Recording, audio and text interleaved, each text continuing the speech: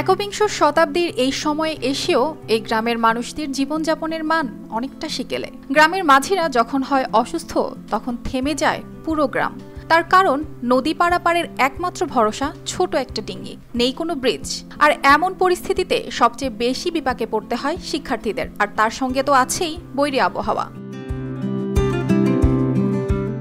শরীয়তপুরের ভেদরগঞ্জ উপজেলার চরকুমারিয়া ইউনিয়নের দক্ষিণ চরফেলিজ সিরুর টেক এলাকা দিয়ে বয়ে চলেছে মেঘনার একটি শাখা নদী। এর একটি অংশ ভেদরগঞ্জ থেকে চাঁদপুর জেলার মেঘনা নদীর হাইমচর অংশে মিলিত হয়েছে। বছরে 12 মাসই এ নদীতে থাকে পানি। শিক্ষাখাতে আমাদের কোমলমতি শিশুরা বই নিয়ে স্কুলে যায়, সেখানে নৌকা ডুবে অনেক সময় অনেক শিশুদের বই ক্ষতিগ্রস্ত হয়ে যায়, তারা সেই বইগুলি আর সহজে পাচ্ছে না।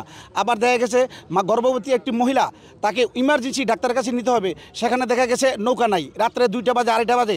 অথচ যদি একটি ব্রিজ থাকতো তাহলে একটি গাড়ি দিয়ে যে কোনো মুহূর্তে উপজেলা এবং জেলা পর্যায়ে সেই স্বাস্থ্যসেবা নিতে পারত। এই নদীটির পূর্ব পারে রয়েছে ঈশানবালা, চর কুমারিয়া, আরশিনগর, চর জালালপুর, আলালপুর ইউনিয়ন সহ মোট 5টি ইউনিয়ন। ব্রিজ না থাকায় এসব ইউনিয়নের অন্তত 10,000 মানুষ রয়েছেন ভোগান্তিতে। সরকার যদি আবহাওয়া এখন একটা ব্রিজ যেভাবে করিয়া দেয়, তা আবহাওয়া এই দেশের জনগণ, ঈশানবালা, ওই উত্তর কোদালপুর, আবার এই এলাকাটা, এই নদীর বাউন্ডারি, এই এখানের লোকগুলা হাটে বাজারে সব জায়গায় চলাফেরা করতে আমাকে অনেক সুবিধা হইতো। পূর্ব পারে কাছাকাছি কোনো শিক্ষা প্রতিষ্ঠান না থাকায় উচ্চ শিক্ষার জন্য নদীটির পশ্চিম পারে স্কুল কলেজে যেতে হয় শিক্ষার্থীদের। এছাড়া পূর্ব পাড়ের কৃষকরা কৃষিপণ্য পরিবহন করতে অন্তত 5 কিলোমিটার ঘুরতে হয়। নদী পার হতে 10,000 মানুষের জন্য মাত্র একটি খেয়া।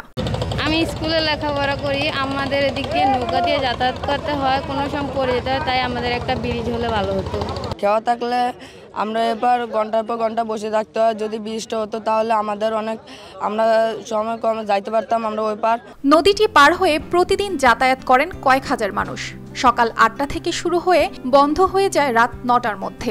অনেক সময় পারাপারের এই ছোট ডিঙি নৌকাটি ডুবে গিয়ে ভোগান্তির কারণ হচ্ছে মানুষের। তাই নদীর উপর ব্রিজের দাবিতে গত 19 জুন মানববন্ধন করেন নদী পাড়ের কয়েক শতাধিক মানুষ।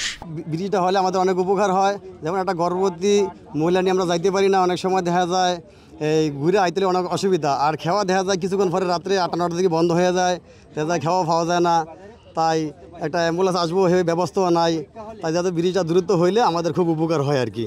30 বছর ধরে মানুষ পারাপার করছেন এই মাঝি। তিনিও দেখতে চান এখানে একটি ব্রিজ হোক, যাতে মানুষ সহজে পারাপার হতে পারে। আমি 30 বছর ধরে নৌকাটা বাই, তো 30 বছর ধরে বাই, তাহলে আমি অসুস্থ থাকি, তখন মানুষ যাইতে পারে না, খুব কষ্ট হয়। মানে নিজের বাইয়া যায়, ওপার থাকলে এপার আবার লোক দাঁড়ায় থাকে, কষ্ট হয়। তা কষ্ট হয় কারণ এই জন্যে ব্রিজটা যে জায়গায় হয় তাহলে খুবই ভালো, সবার ভালো। আবার আর জানি কুলায় না যে নৌকাটা চালাম। দ্রুত সময়ের মধ্যে সেতু নির্মাণের জন্য কার্যকরী ব্যবস্থা গ্রহণের আশ্বাস দিয়েছেন এলজিইডির এই কর্মকর্তা। আমাদের অসংখ্য রাস্তাতেই ব্রিজ প্রয়োজন, এটা নদীমাতৃক এলাকা যেহেতু।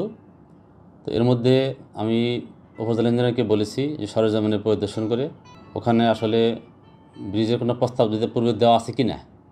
যদি কোনো প্রকল্পের প্রস্তাব দেওয়া থাকে তাহলে সেটা তো প্রক্রিয়াধীন আছি, আমরা যাতে দ্রুত ব্রিজটা হয় সে ব্যবস্থা নেব। আর যদি কোনো প্রকল্পের প্রস্তাব না দেওয়া থাকে তাহলে আমরা সামনে যে প্রকল্পগুলো আসতেছে নতুন, এর মধ্যে এটাকে অন্তর্ভুক্ত করে আমরা এটা নতুন ব্রিজ যাতে দ্রুত হয় সে ব্যবস্থা নেব।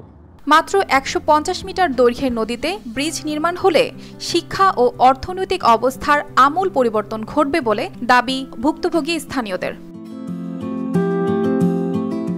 News desk, RTV।